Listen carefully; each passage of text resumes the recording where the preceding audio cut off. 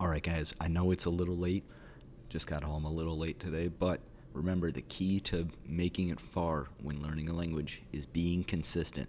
So even though it is a little past midnight and I'm tired, I'm still gonna talk to you about the FLR method. Oh, shoot. Which we finished. We did part one, which was over our road running keywords, which we talked about, and those are in the description of the previous FLR video. So if you want to learn those, go there. Now, interrogatives are mainly questions that we're going to hear a lot. So we start off with the basics: who, what, when, where, why, how, which, what kind, how much, how many, how long, how are you, how's it going, and then you got to know how to say good or not good, and then is everything all right.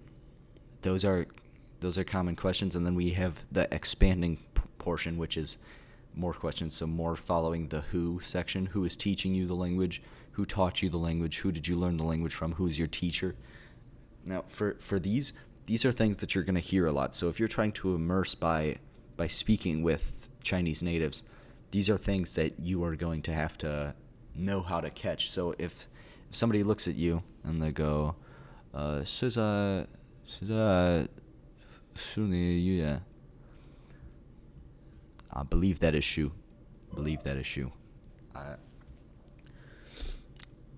If somebody were to say that to you, they'd probably say it a lot faster too. But you'd have to be able to catch that and recognize and respond to it, which is the next part. But let's go through the rest of these questions. What is your name? That's a basic one. 你叫什么名字? That's one that you'll hear a lot. So if somebody says 你叫什么名字, I'll go, 我叫 Noah. What's your reason for learning the language? These are the what section has a lot. What is your job? What was your job? What do you do? What did you do? A lot of these are going to be very similar because they're just different tenses in Mandarin. Tenses are goofy. What did you do for work? What will you do? What will you do for work? What is your age? What do you do in your free time? What do you do in your spare time? Which, if you notice, they're pretty much the same thing. What do you like to do? What time is it? What does this mean? What is today's date? What are your hobbies? The hows? How many languages do you speak? How much does it cost if you're buying something? Which languages do you speak? Which ones?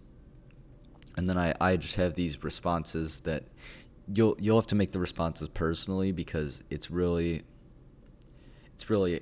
how you're learning the language. So if you have a real teacher, instead of saying this says nobody, I'm self-studying, you'd say 我学习和 how do you say teacher? Oh my days. I've fallen off hard. I'm pretty sure it's 小生. Or no, that's student. Oh my, it's Lao Shu Li. Teacher Li is teaching me. 我学习和 Lao Shu Li. What is your reason for learning the language? What is your job? What was your job? What do you do? What did you do? What will you do? What is your age? If you notice, exact same questions, I just provide an answer that works for myself. Now these are because you will hear these expanding questions a lot. When you speak with foreigners, they ask, or when you're trying to learn a new language and you immerse with people that speak that language natively, they're going to ask you these types of questions. So you need to be ready for any combination of these and just know what you're listening for, and then you'll be able to reply to all of these questions because you'll know what you're going to say. And then by simply just changing some of these slightly, you can learn even way more. So like instead of what do you do, somebody says, what do you do? What do you study? Just a different verb instead of do. What do you study? You can say, I study this because I'm interested in this. And you'll have all of these that you can take inspiration from. And then lastly, difficulties is if you don't understand when somebody says, because people in Mandarin talk fast and it's a tonal language, so it's hard to pick up on a lot of stuff. You could just say, I don't know, 我不知道. I don't understand, 我不明白. Please repeat it. 请再说一遍. 请慢慢说. Please repeat it slowly, or please speak slowly. This one's going to be one of your key ones because people talk fast, like I said. 姓写下来，写 or no, 姓 is going to be a very important word for these, because with difficulties, people get annoyed very quickly. Like, even I get annoyed if I'm talking to somebody and they just don't understand what I'm saying. And that will be you, because it's me right now, and we're in the exact same boat. Unless you're a pro, in which case, why are you watching this, man? You can go out there and immerse yourself. And then, how do you say this? 这么说 blank. So if I looked at this energy waffle and I said 这么说 waffle, and they were like, they just told me whatever it was. I don't know what waffle is. I gotta be honest. I'll figure that out. Or 这么说这个.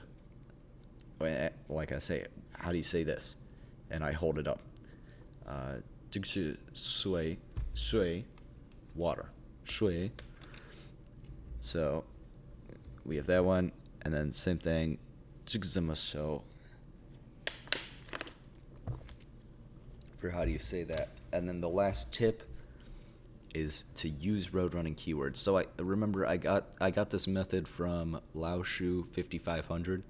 I will link him in the description. Without anything more, I think that's it. I'm gonna write down the questions. I'm not gonna put my answers because you have to do those yourself. Just a little bit of homework, but make sure you like and subscribe if you found this interesting or helpful. Watch the first video if you didn't, because those will give you the road running keywords, which are crucial for this method. And I'll link Lao Shu in the description. I'll put all my information in the description. Like and subscribe if you want to follow me in this journey and learn yourself. Thank you.